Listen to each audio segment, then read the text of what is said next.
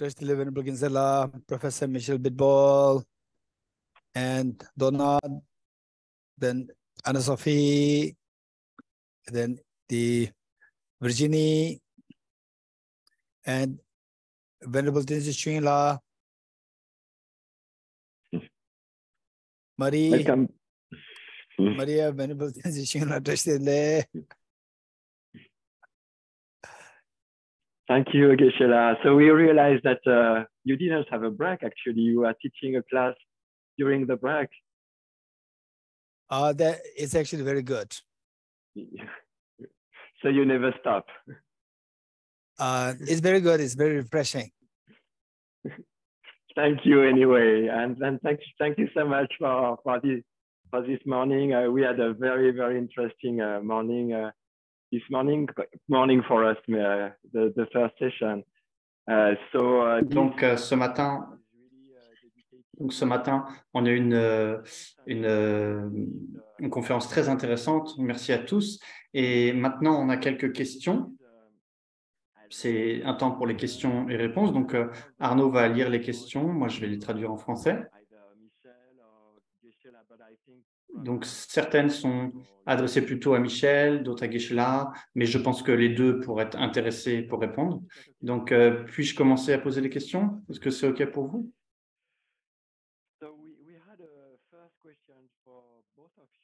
Donc, la première question qui s'adresse aux deux intervenants, il y a cette idée, on dirait que l'attention pourrait être un point commun des deux méthodes, la physique quantique et la vacuité, et la personne demande, est-ce qu'on devrait enseigner l'attention en école primaire, etc., afin que ces personnes puissent pouvoir comprendre plus facilement aussi bien la vacuité que la mécanique quantique. Donc, c'est une question pour les deux intervenants.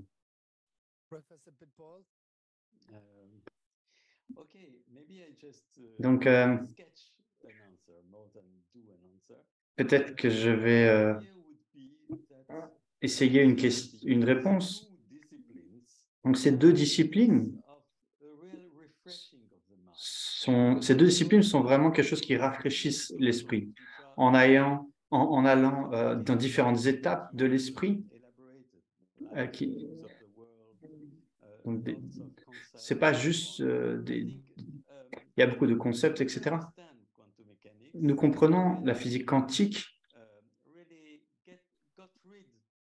quand nous sommes débarrassés de beaucoup de nos préjugés par rapport au monde extérieur, dont on a hérité de la physique classique et aussi d'Aristote et de Platon, de ces philosophies. Et donc, nous revenons à quelque chose de très élémentaire et ça devient, on arrive à une couche de l'esprit très puissante, très intéressante. Et c'est probablement quelque chose de similaire parce que vous voulez vraiment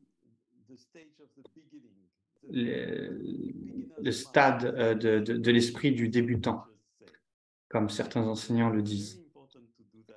Donc, c'est très important de dire cela, de faire cela dans les deux disciplines. Oui, je suis d'accord avec professeur Michel Bidbol. Je n'ai rien de plus à dire. Je suis complètement d'accord.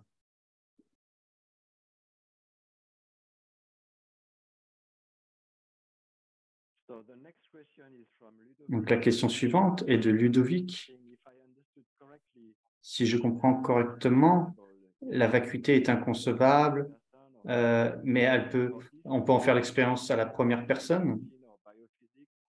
Mais quand on pense à la biophysique, etc., d'où Michel Bidbol vient, on a le sentiment que ça pourrait aider.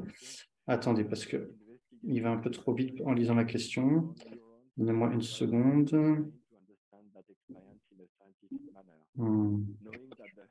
Ah, ça va beaucoup trop vite.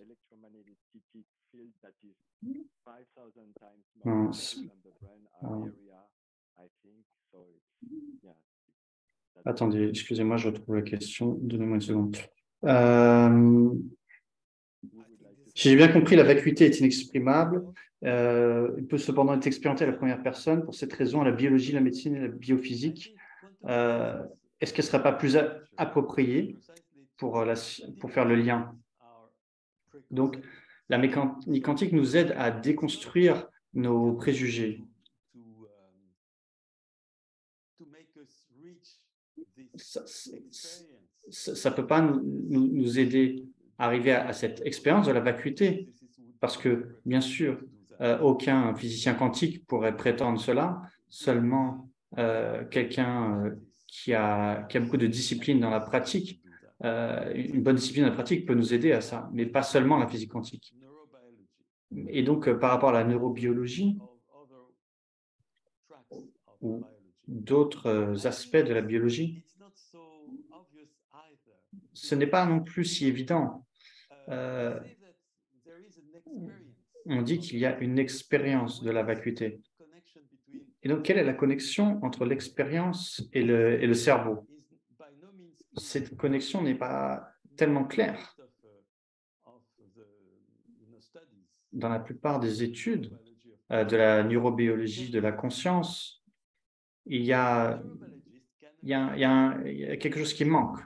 La neurobiologie peut expliquer plein de choses par rapport à notre esprit, la structure de l'esprit, l'intentionnalité, la discrimination, la capacité de distinguer ceci de cela.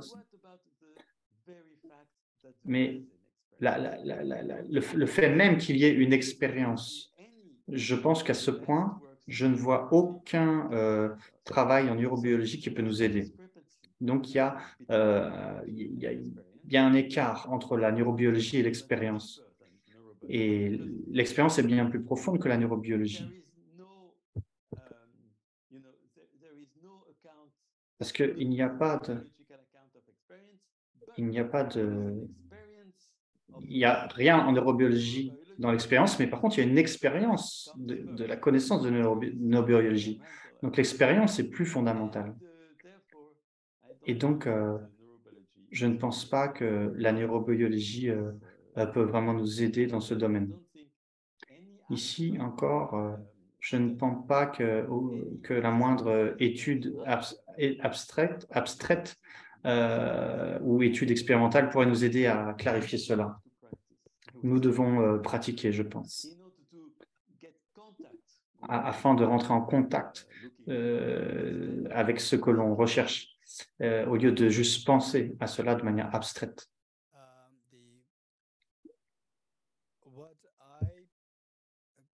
Donc, ce que je suis arrivé à comprendre est que un professeur, j'ai pas compris le nom, qui a écrit sur le futur de l'esprit. Non, pardon, les caractéristiques de l'esprit, pardon. Les caractéristiques de l'esprit, c'est un magnifique écrit, c'est un professeur de physique. Et donc, il parle de la conscience et il parle de la neuroscience. Bien sûr, il a obtenu l'information de la part des neuroscientifiques. Et il mentionne le fait de regarder les corrélations entre l'esprit et les neurones. C'est-à-dire que quand vous pensez, comme Michel Bitbol dit, quand on pense, il y a des zones dans le cerveau qui sont activées. Et donc, les neuroscientifiques, ils ne peuvent pas voir ce que vous pensez, mais ils peuvent voir ce qui se passe dans votre cerveau, les connexions synaptiques, quel type de neurones sont activés, quel type de réactions chimiques et signaux sont transmis, etc. Mais ils ne peuvent pas voir ce qui se passe dans votre esprit, ce à quoi vous pensez. Par exemple, vous pourriez, par exemple, vous pourriez ressentir énormément de choses en pensant à votre mère. Et au scanner, donc bien sûr, les neuroscientifiques pourraient voir vos réactions physiques, le stress ou les neurones qui s'agitent, etc., les neurotransmetteurs. Donc, ils peuvent voir cela, mais ils ne peuvent pas voir ce qui se passe vraiment dans votre esprit. They can see Ce which qu'ils you peuvent voir, ce qu'ils voient, vous ne pouvez pas le voir. On ne voit pas quelle partie du cerveau est activée, etc. On ne peut pas voir où les neurones sont activés, etc. Et de quel neurone l'information est transmise, vers quelle zone, etc. Ce que les neuroscientifiques peuvent voir, vous ne pouvez pas le voir. Donc, tout ça se passe dans le système nerveux. Par contre, vous avez l'expérience à la première personne. Oh, quand j'étais petit, ma mère m'a donné beaucoup d'affection et ça vous rend tellement émotionnel, etc. Donc, dans cet état émotionnel lui-même, les neuroscientifiques n'ont pas accès à cette émotion, mais vous avez accès. Donc, vous, ce à quoi vous avez accès, les neuroscientifiques n'y ont pas accès.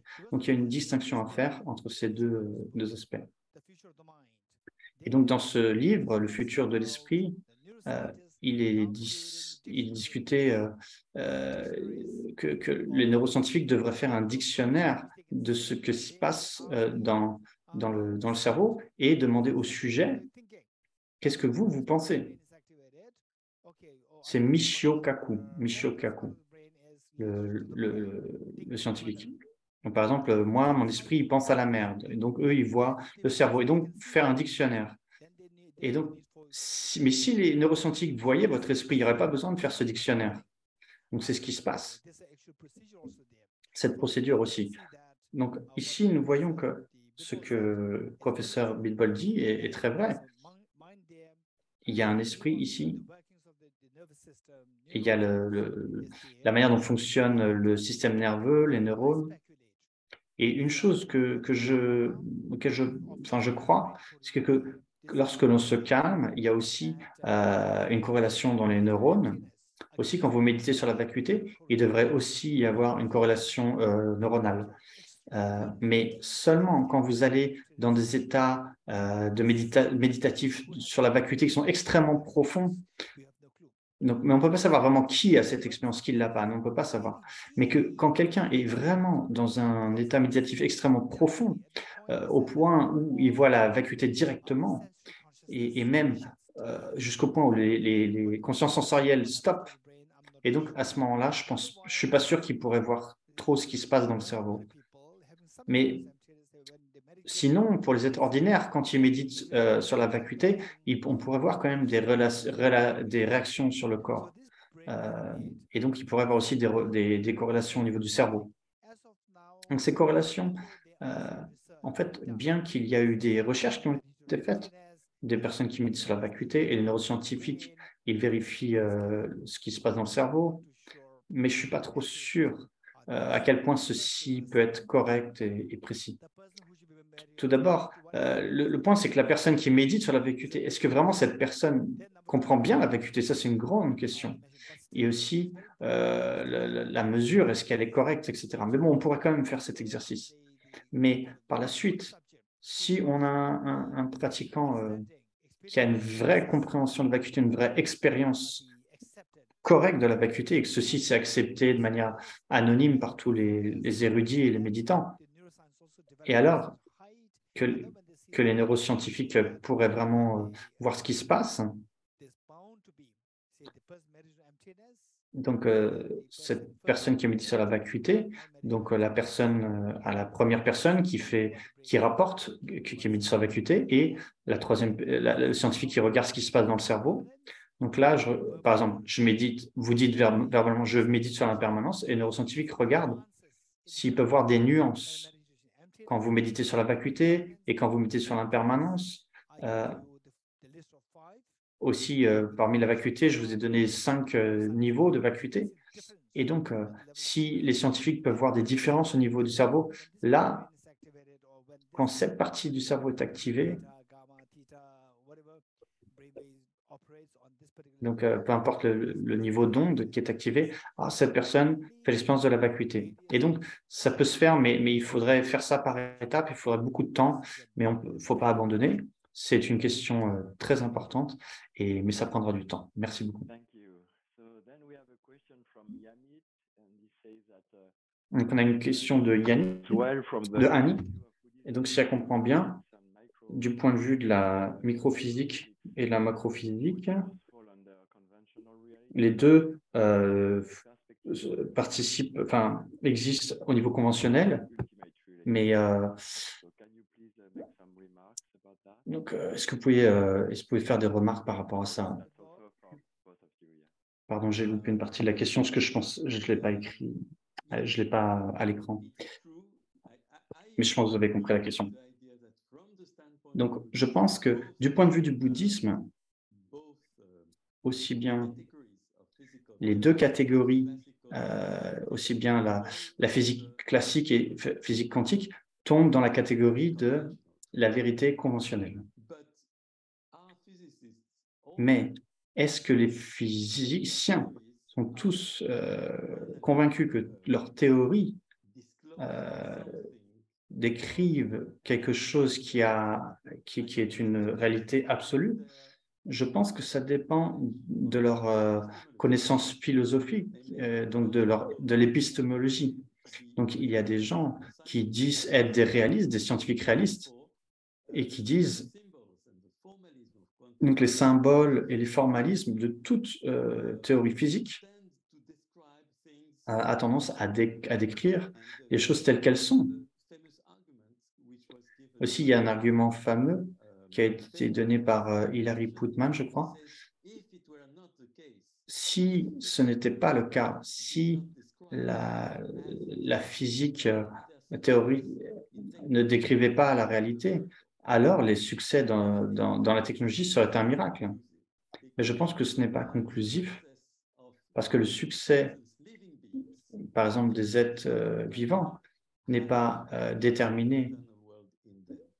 Ce n'est pas le fait d'avoir une copie dans le monde extérieur de ce qui se passe en eux. Les êtres vivants peuvent avoir beaucoup de succès dans leur adaptation avec l'environnement sans avoir une copie complète du phénomène extérieur. C'est juste que leur comportement est adapté avec leur interaction avec leur environnement. Et donc, c'est dans cette interaction que le succès vient. Et en science, c'est exactement la même chose.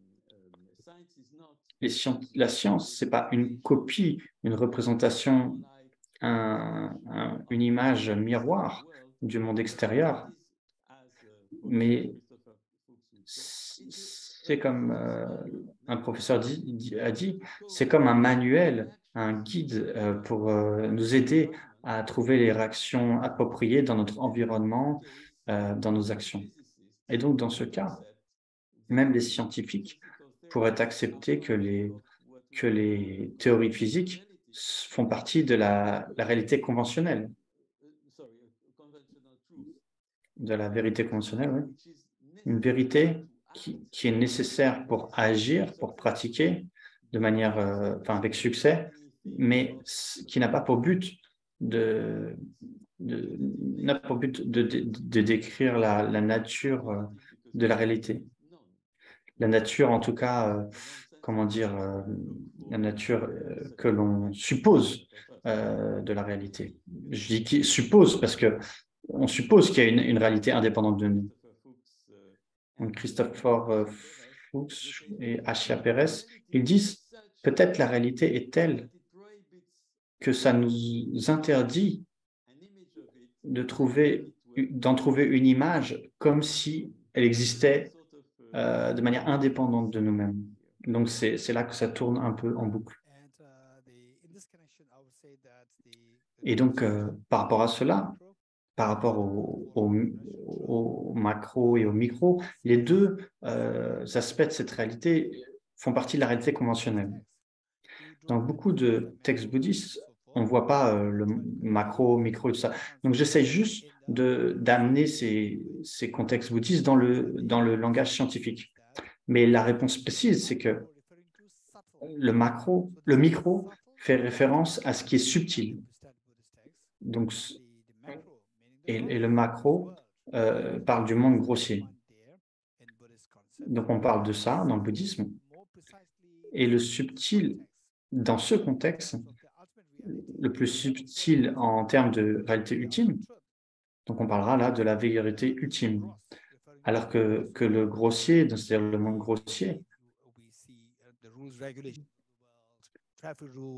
donc les régulations du monde, etc., tout cela tombe dans la vérité conventionnelle.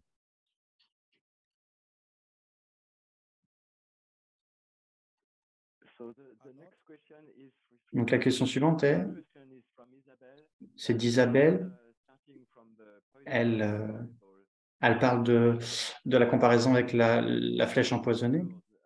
Elle dit quand quelqu'un est guéri, on peut se demander d'où vient la flèche, etc., pourquoi on doit la lancer, etc.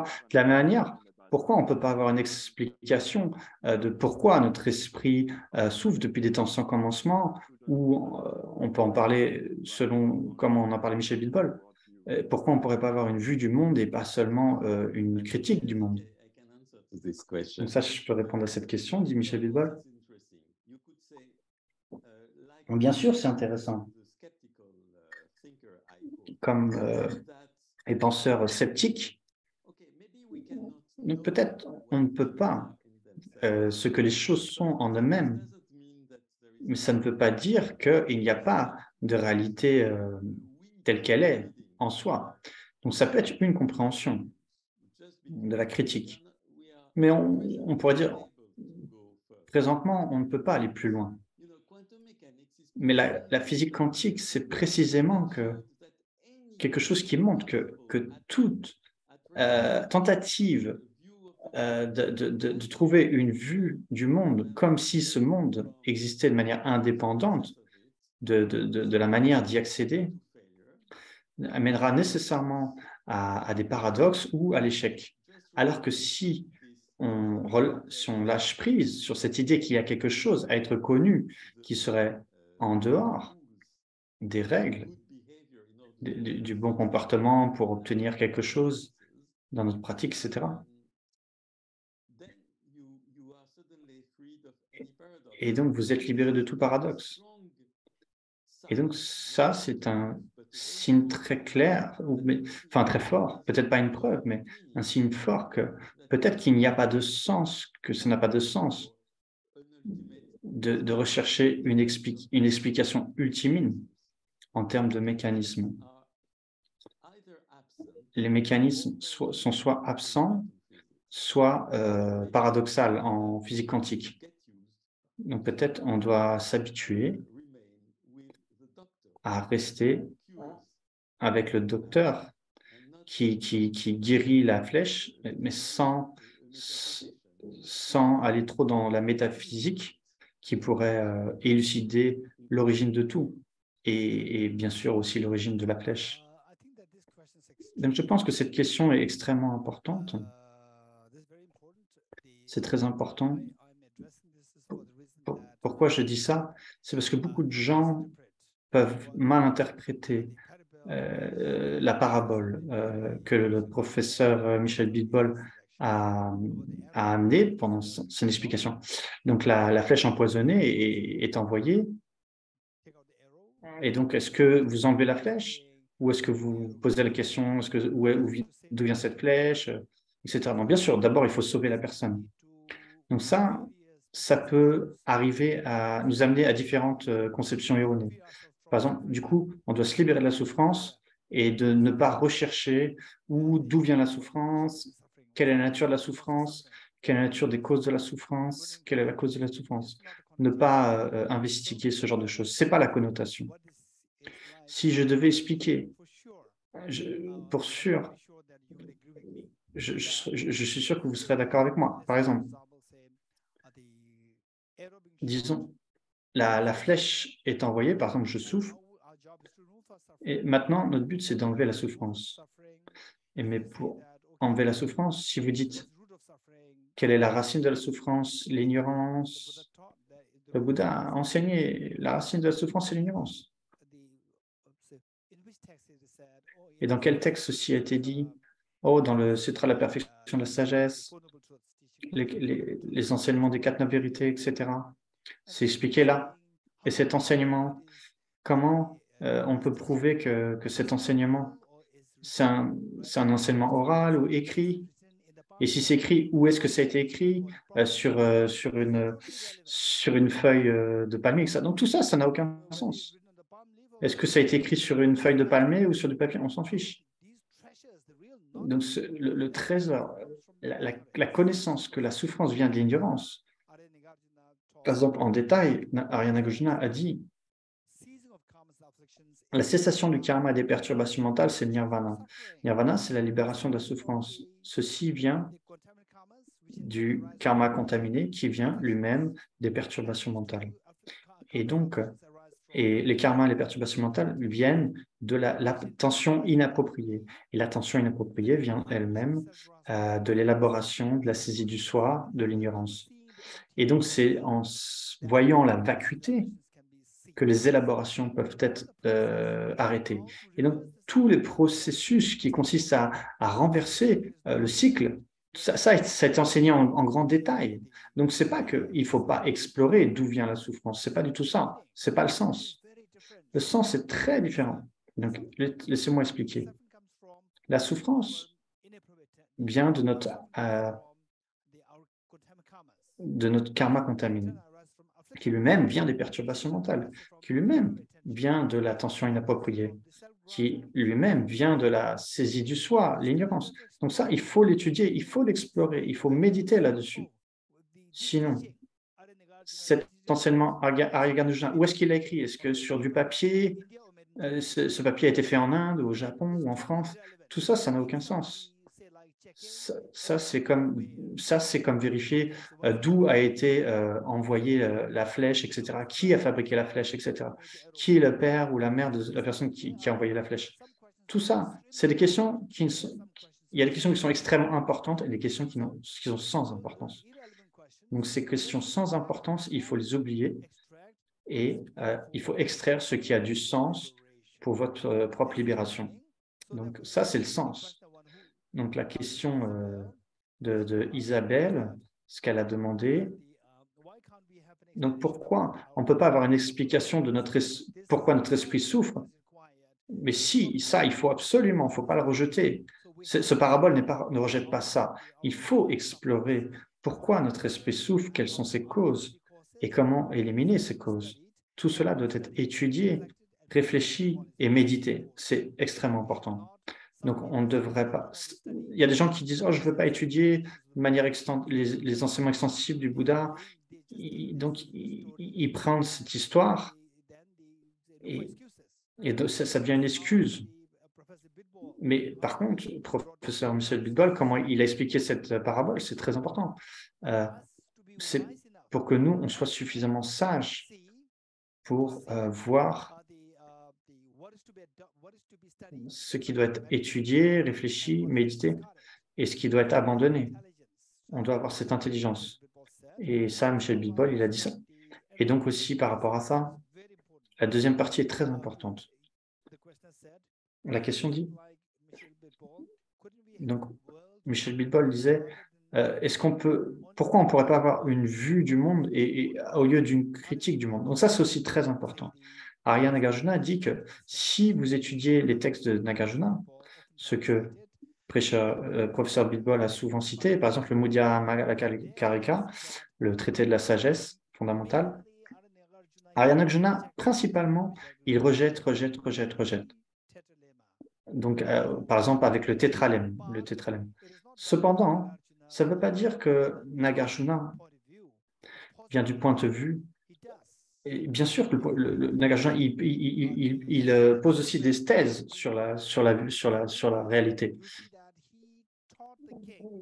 Vous verrez que, par exemple, la lettre qu'il a écrite à un roi, et donc il explique comment s'occuper du pays, comment s'occuper des êtres sensibles, comment s'occuper de vos sujets, comment planter des arbres, etc., afin que les gens aient de l'ombre quand ils marchent, etc. Parce que ces jours-là, il n'y avait pas de voiture, tout ça, donc ils devaient marcher, donc il devait y avoir des arbres, comment administrer, etc. Tout ça, il a enseigné. Parce il a vu que s'il n'enseignait pas ça au roi, le roi pourrait faire des choses de manière erronée. Et donc, dans le monde, il y a des choses fausses et des choses correctes. Donc, afin de stopper les actions erronées, il a enseigné les actions correctes. Il faut faire ceci, cela. Ça doit être fait. Donc, le point, c'est que, donc, si vous pouvez vous rappeler, quand j'ai expliqué, un côté, il y a la vacuité, l'autre côté, il y a la vérité conventionnelle. Et donc, quand vous voyez la vacuité, pour voir la vacuité, il faut deux choses. Donc, la première chose, c'est le but, c'est d'éliminer nos peurs dans le monde. Deuxième point, c'est d'éliminer, d'accroître nos joies. Et donc, quand vous voyez le côté de la vacuité, ça va éliminer notre stress, notre anxiété, etc. Que toute l'anxiété, etc., et le sol qui soutient tout cela, la racine de tout cela, c'est la saisie du soi, l'ignorance. Et donc, avec la sagesse de la vacuité, cette ignorance est éliminée, comme le iceberg. Quand l'iceberg fond, tout ce qui était sur l'iceberg, donc par exemple dans le cercle dans l'Antarctique, donc les icebergs, ils ont existé peut-être depuis 4 milliards d'années, 4 milliards d'années peut-être. Mais récemment, à cause du réchauffement climatique, ils commencent à fondre. Et donc les gens qui étaient sur des icebergs, par exemple, construisaient des igloos. Des igloos, c'était leur maison. Mais si les personnes étaient plus créatives, ils auraient pu faire des bâtiments de 10 étages sur la glace. Mais quand la glace fond, alors tout ce qui était dessus va fondre aussi. Et donc, quand la saisie du soi fond, quand on voit la vacuité, l'iceberg de la saisie du soi fond, et ainsi toute votre attention inappropriée, toutes les perturbations mentales, tout le karma contaminé, toutes les misères, toute l'anxiété, etc. Tout ça va dissoudre. Donc ça, c'est le fait de voir la vacuité. Et donc, quand on regarde la production dépendante, alors votre compassion s'élève, parce que là, vous voulez que votre joie se multiplie. Ce n'est pas juste de dompter vos peurs, anxiété, etc., mais aussi pour étendre votre joie. Votre compassion doit s'élever et doit se développer. Et pour la compassion, il faut beaucoup de méthodes. Et donc, toutes les pratiques comme la générosité, l'éthique, la patience, l'enthousiasme, etc. Toutes ces pratiques devraient être renforcées. Et pour cela, il faut connaître la production dépendante, pas seulement ce qu'il faut rejeter, mais aussi il y a des choses à établir. Donc, ces choses doivent exister en parallèle. Et le Modha Kamala Rakika se concentre principalement sur le rejet de certaines choses, mais d'autres textes, par exemple la lettre à un ami, etc., là, il explique comment développer les choses, pas seulement comment les rejeter. Ici, une autre question qui est liée à ce que vous venez de dire. C'est une question de Catherine qui dit qu'elle a écrit que les choses, si la fleur est vide du côté de l'objet,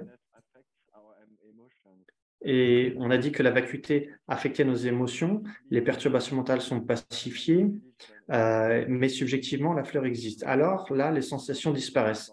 Mais je ne suis pas sûr d'avoir bien entendu ce dernier mot, disparaissent. Et je ne comprends pas ce dernier morceau de phrase à propos des sensations. Est-ce que Geshe Damdul voudrait bien revenir sur ce point et l'expliciter un peu? C'est plus une question pour Geshe-la. Merci beaucoup, Catherine. Cette question est extrêmement bonne.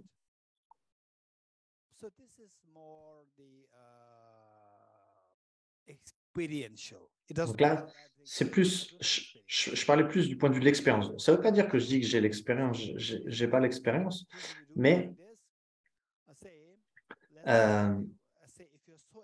si vous êtes tellement attaché à un gâteau au fromage, gâteau au yaourt, vous êtes très attaché à votre mari, votre femme, vos enfants, votre maison, votre voiture, à votre iPhone 14. Maintenant, je crois qu'il y a l'iPhone 15, je crois, non?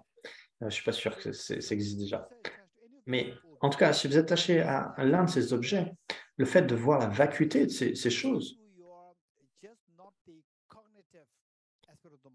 et donc ne regardez pas que seulement à l'aspect cognitif de votre esprit, mais regardez aussi l'aspect des sensations physiques, mentales, etc. Quand je pense que ce à quoi je suis attaché est vide d'existence intrinsèque. Regardez dans l'expérience. Et ensuite, bien que l'objet, le mari, la femme, les enfants, la voiture, la maison, ou peu importe, mais bien que cela n'existe pas de manière objective, mais ça existe de manière subjective.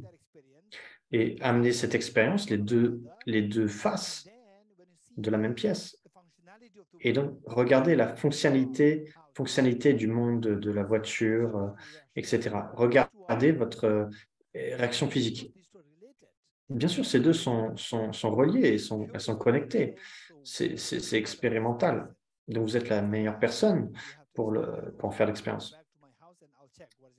Mais maintenant, ce n'est pas dire, bon, je vais à la maison et je vais voir ce que ça fait. Non, non. D'abord, il faut étudier, réfléchir et méditer sur la vacuité pour avoir une bonne expérience de la vacuité.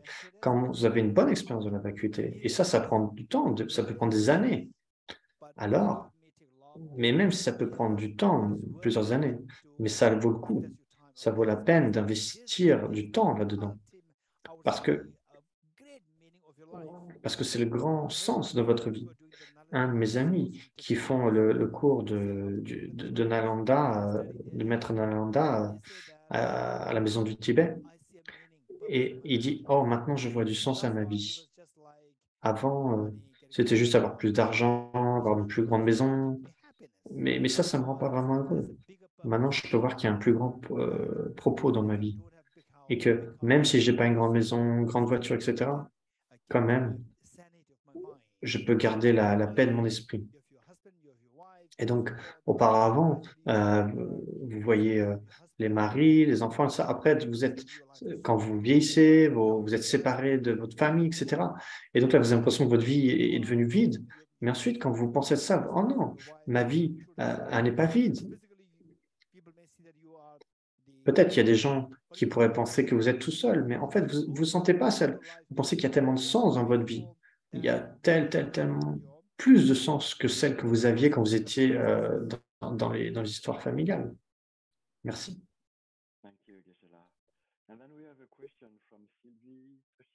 Puis on a une question de Sylvie et ouais.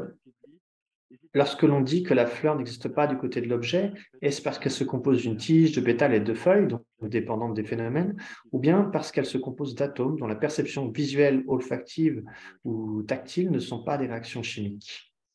Donc là, c'est une question à vous deux.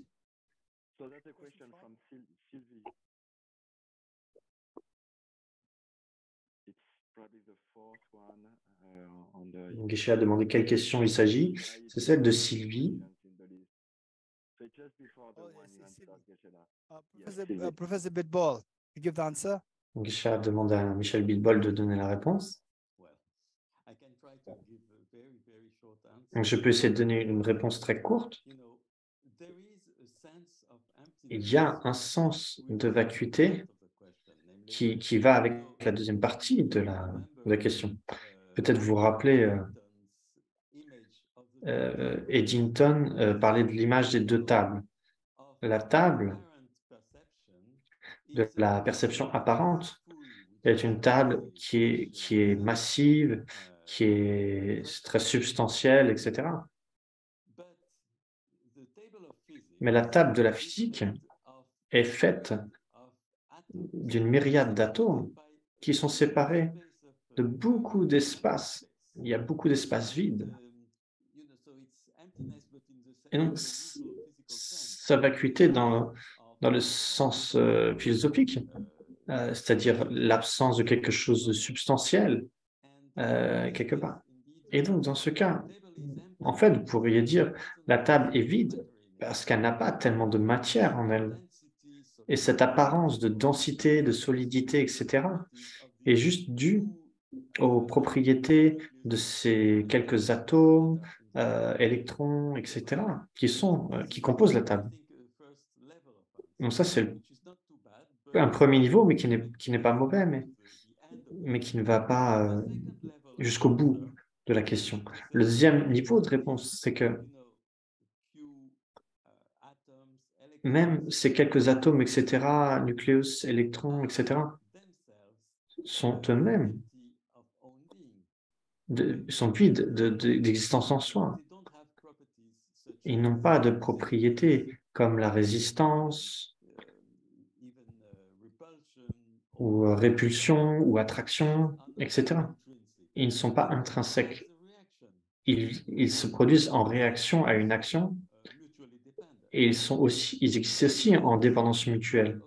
Dans ce sens, il y a quelque chose de même plus profond dans la vacuité des choses matérielles, qui est la vacuité d'existence, de nature inhérente.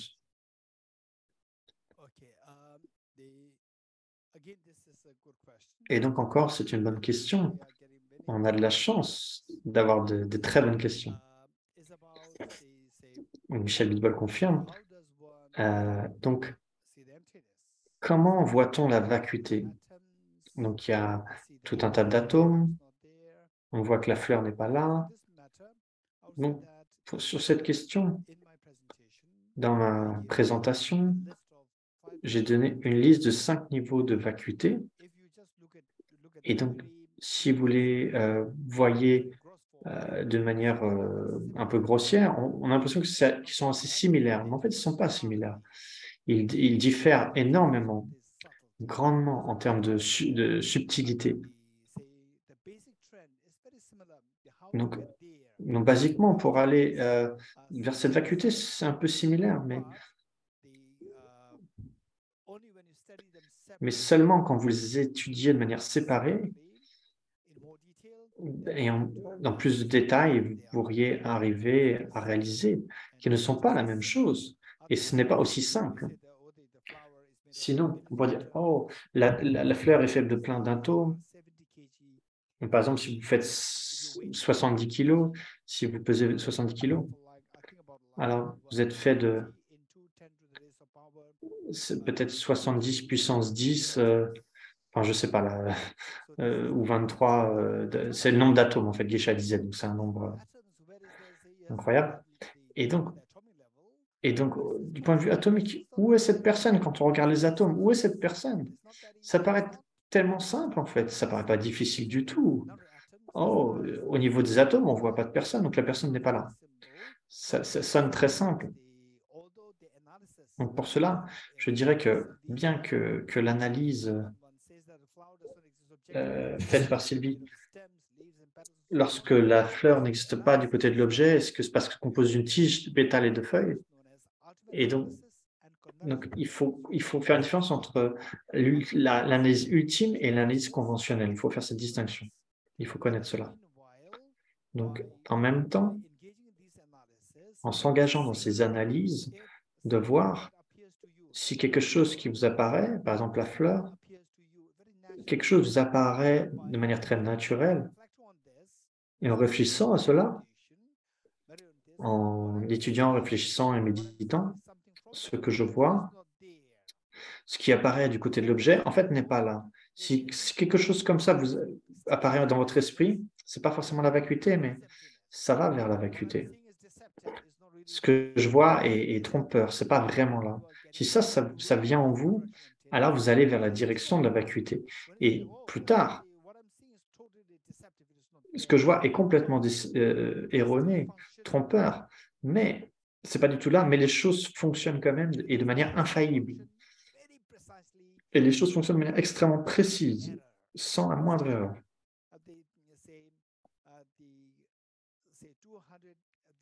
Par exemple, 200 plus 3, ça fait 203, pas environ 203. Quelque chose de très précis. La précision est là. Au niveau de la fonctionnalité, si c'est précis, même si objectivement rien n'est vraiment là, ce qu'on voit est complètement trompeur, ça vient de notre projection.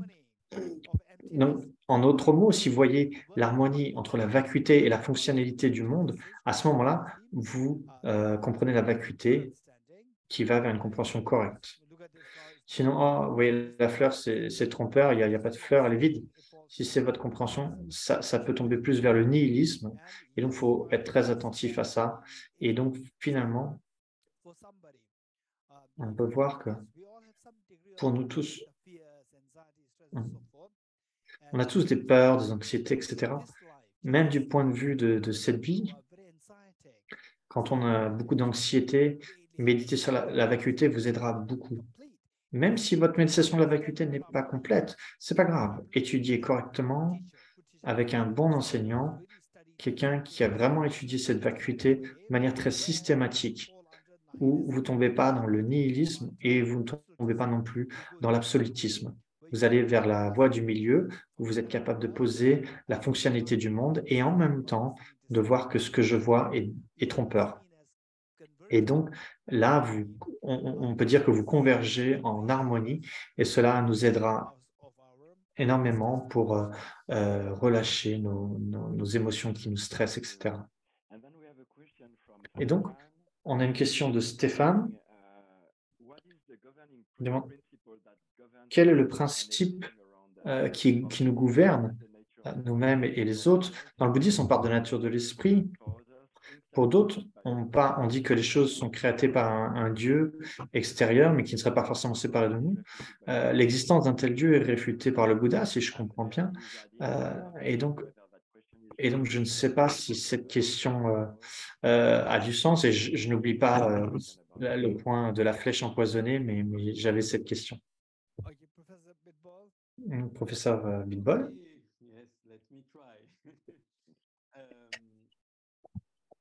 OK, laissez-moi essayer. Donc, nous avons une structure basique. Nous voulons trouver une fondation. On veut trouver un principe. Et donc, c'est une idée très ancienne. Et donc, ça revient au temps des Grecs en Occident. Les Grecs, les premiers philosophes grecs voulaient pointer du doigt vers ce que l'on appelle un principe. En grec, arché, comme dans archéologie. Et donc, pour Thalès, c'était l'eau. Pour un autre, c'était, ça peut être l'air, ça peut être, mais quelque chose à partir duquel tout est fait. Ensuite, il y avait des gens comme Aristote, je crois, qui dit, quand vous avez un effet, vous devez avoir une cause. Et la cause elle-même doit avoir une autre cause. Et encore, et encore, et encore. Et il dit, puisqu'on ne peut pas aller à l'infini avec ça, alors il doit y avoir une première cause. Et donc, quand le christianisme est venu à exister, beaucoup de penseurs chrétiens ont pensé, ont identifié cette première cause comme un Dieu créateur. Donc, la différence, c'est que la première cause pourrait être un principe neutre, par exemple,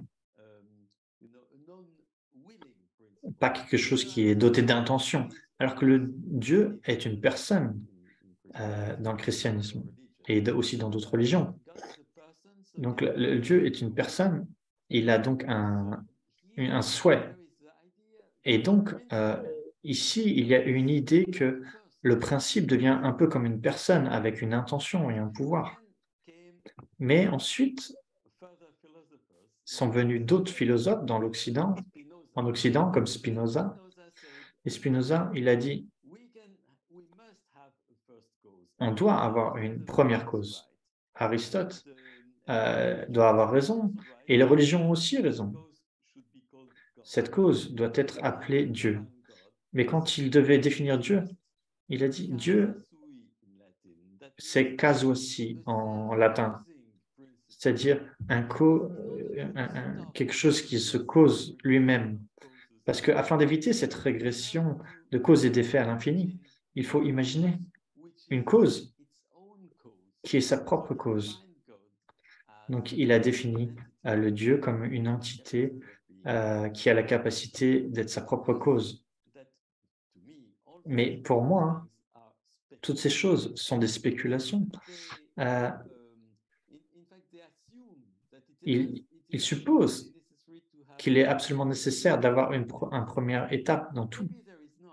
Peut-être qu'il n'y en a pas. Peut-être il y a une petite... Par exemple, Francisco Varela, lui, il était dans la possibilité que non seulement les êtres vivants, mais aussi le monde, soient des autopoétiques, un peu comme le Dieu de Spinoza. La cause de soi-même. Donc, il y a tellement de possibilités. Et à ce moment, il n'y a aucune de ces possibilités de pensée qui peut prétendre avoir la certitude ou même avoir quelque chose de correct. Donc, c'est un des points dans lesquels où le Bouddha disait qu'il fallait éviter de trouver la nécessité de trouver l'origine de la flèche, celui qui l'a fait, etc. Il parlait aussi des spéculations métaphysiques sur le début ou le sans début des choses.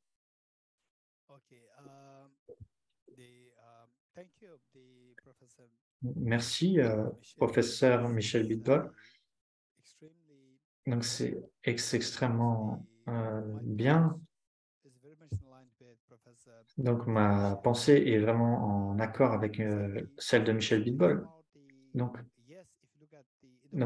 oui, en Occident, ce qu'il a expliqué, en Inde, il y a eu des pensées extrêmement brillantes qui se sont produites à différents moments et dans différents lieux. Et le principe comment ce monde est venu à l'existence, qu'est-ce qui a fait que comment ce monde il peut fonctionner. Et il y a des penseurs en Inde qui ont dit, c'est juste matière physique, des particules. Les particules, c'est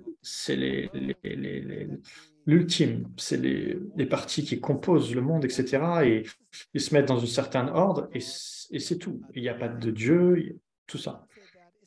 D'autres ont dit, c'est le temps. Oui, bien sûr. Le temps est ce qui crée l'univers. Certains ont dit, il y a un agent extérieur, Prakriti, la substance primordiale qui décide un petit peu les choses pour nous. Et donc, toutes ces pensées sont venues à exister avec la question comment tout cela est venu à exister. Et donc, alors qu'Aristote disait, et quel est le début? Il devrait y avoir un début. Donc, le moment où vous posez un début, mais ce début. Donc, par exemple, si vous revenez en arrière, les effets, les causes. Et à un moment donné, si vous identifiez, ça, c'est la première chose. Qu'est-ce qui a créé ça? Il doit y avoir un agent pour éviter la régression à l'infini, un agent.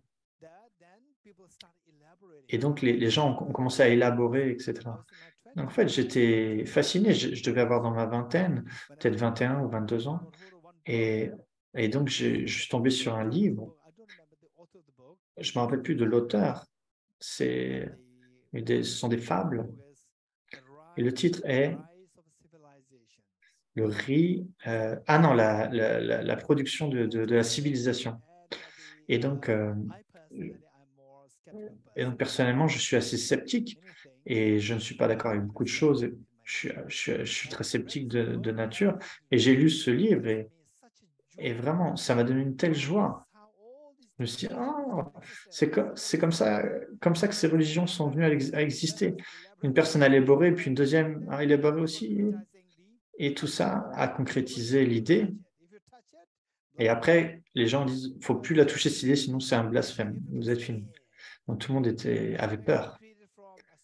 Et donc, en commençant d'un petit concept par une personne, puis qui se développe après une deuxième personne, ensuite c'est écrit, ça devient très solide. Et si quelqu'un va au-delà de ce qui est marqué là, c'est fini pour vous. C'est comme ça que les religions sont venues à exister. C'est ce qui était marqué dans ce livre. Et j'étais vraiment d'accord avec ce qui était dit là.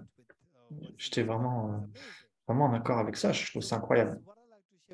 Mais donc, ce que je voudrais partager avec vous, c'est que dans le bouddhisme, il y a le concept, comme professeur Bitbol dit, donc, Aristote, qu'est-ce qui lui a fait penser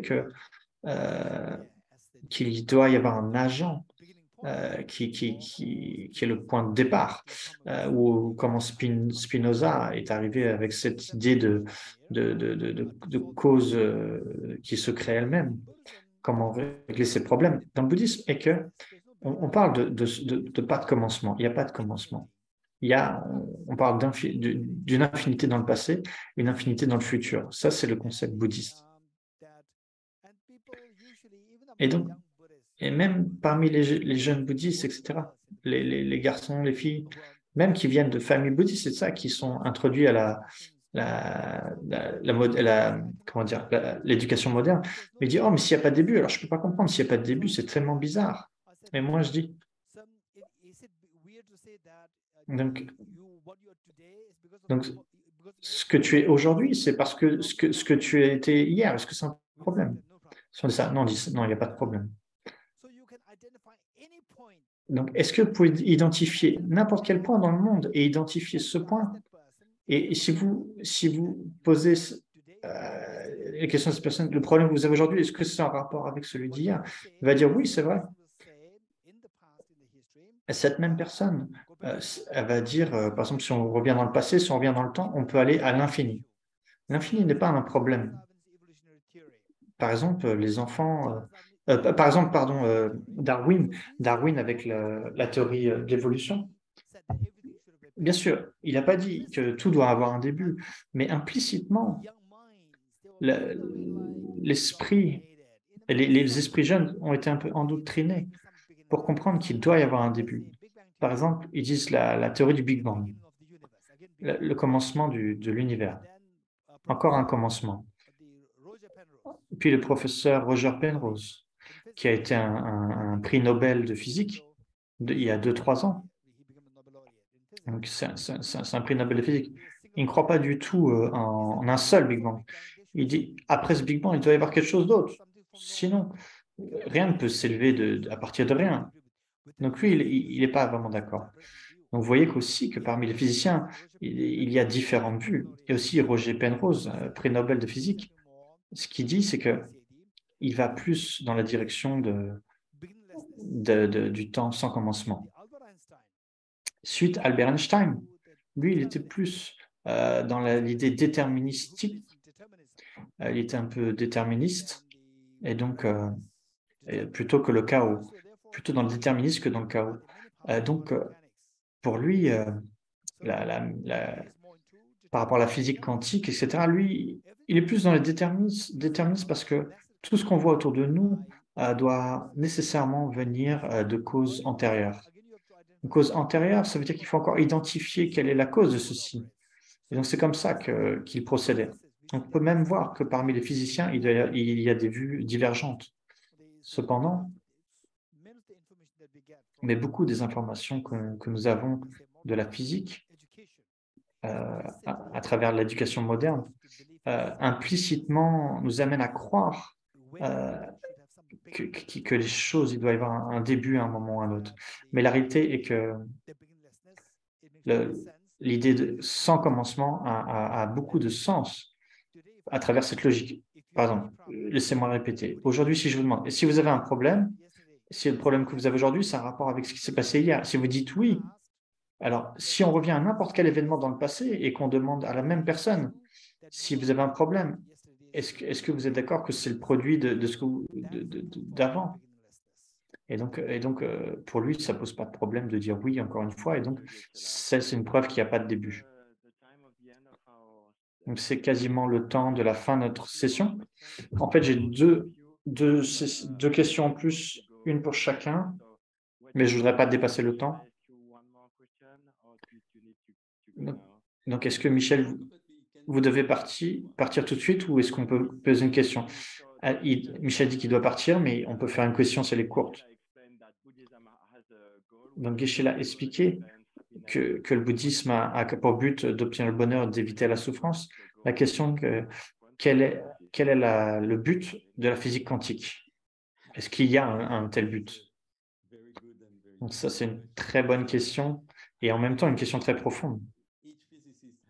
Je suis sûr que chaque physicien aurait sa réponse, mais évidemment, le but doit être quasiment le même que dans le bouddhisme. Mais généralement, nous, les physiciens, on ne sait pas forcément que c'est notre but. Au début, on a un rêve, on a un idéal du monde, on veut comprendre où on est, d'où on vient. C'est quelque chose de très, très récurrent. Mais en même temps, quand on étudie beaucoup de physique, par exemple, on découvre que nos espoirs n'avaient pas tellement de sens. Et on découvre quelque chose d'autre qui est encore plus intéressant. Par exemple, nous découvrons qu'il y a des limites aux discussions théoriques et à la connaissance verbale, et qu'il faut s'ouvrir à d'autres dimensions, comme, par exemple, la dimension qui est enseignée dans le bouddhisme, qui n'est plus une théorie spéculative sur la nature du monde, mais qui est aussi un enseignement sur comment habiter ce monde avec le plus de bonheur possible. Je pense qu'à la fin de la journée, le but des scientifiques et d'un enseignant bouddhiste, et peut-être à un moment donné, ils doivent converger.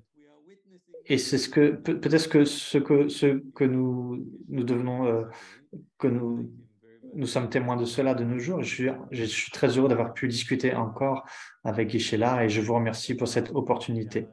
Donc, merci beaucoup, Geshe-la. Donc, on va vous laisser aller parce qu'on sait que vous devez absolument aller. Merci beaucoup, Michel.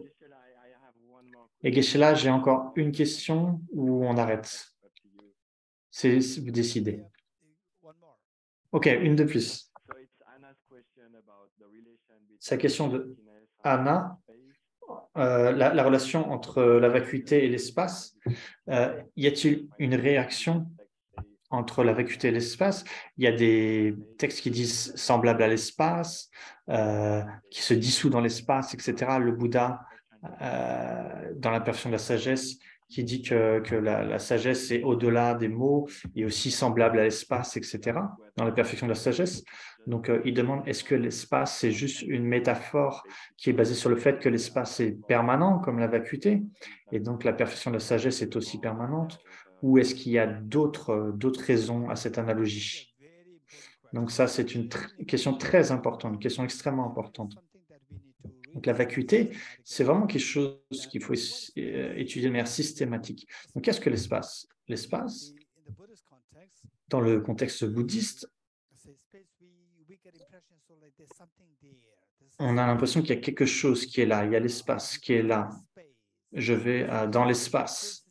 Mais l'espace, c'est quoi? C'est juste l'absence d'objets tactiles, absence de solidité, absence d'objets qui seraient là. Donc, c'est l'espace. Et notre esprit crée ce sentiment d'espace comme quelque chose de visuel, quelque chose de vaste, un espace extrêmement vaste. Donc, on parle des particules noires, de l'énergie noire, etc. On ne peut pas voir, qui serait partout dans l'espace, etc. Donc l'espace, donc l'espace pourrait être compris de deux manières. Celle qui peut être vue, qui a la caractéristique d'absence d'obstruction. Par exemple, s'il y a quelque chose devant moi, ou ici il y a le mur, je ne vais pas jeter ma main très fort comme ça, sinon ça va me faire mal. Mais si je fais ça, mais là maintenant, si je fais ça, j'ai confiance que je sais qu'il y a de l'espace, il y a rien qui va obstruer ma main. Donc l'absence d'obstruction, c'est ce que l'on appelle l'espace. La simple absence d'obstruction, c'est l'espace. Et donc, de la même manière, qu'est-ce que la vacuité? La vacuité, c'est la simple absence d'objectivité, la simple absence d'existence intrinsèque. Et donc, notre esprit est tellement addict de voir les choses comme, par exemple, cette fleur est l'absence de chocolat, est l'absence d'être une maison, par exemple. Donc, quand vous le regardez, on ne voit pas l'absence de maison, l'absence de chocolat. On voit une fleur solide. C'est comme notre esprit est tellement addict. Donc ça, c'est la maladie chronique de notre esprit qui solidifie tout. Et donc même si cette fleur est une fleur, elle a la qualité d'absence d'existence intrinsèque. Cette absence d'existence intrinsèque de la vacuité, donc vous mettez ça à part et vous méditez là-dessus. Donc on sélectionne juste cette... Donc si on sélectionne l'absence d'obstruction, on le labelle comme l'espace. Donc tout comme l'espace est la simple absence d'obstruction, la vacuité est la simple absence de réalité intrinsèque. Donc c'est de là que vient la métaphore. Merci. Donc merci à tous les deux et merci à tous les participants à toutes ces questions aussi. J'ai vraiment passé un moment extraordinaire, j'espère que vous aussi. Et j'espère vous revoir rapidement. Merci beaucoup. Merci beaucoup Arnaud. Merci professeur Michel Bilbol. Et on voit que Gassan travaille très dur après la traduction. Merci beaucoup et merci à Anne-Sophie. Et merci à chacun de vous. Merci beaucoup.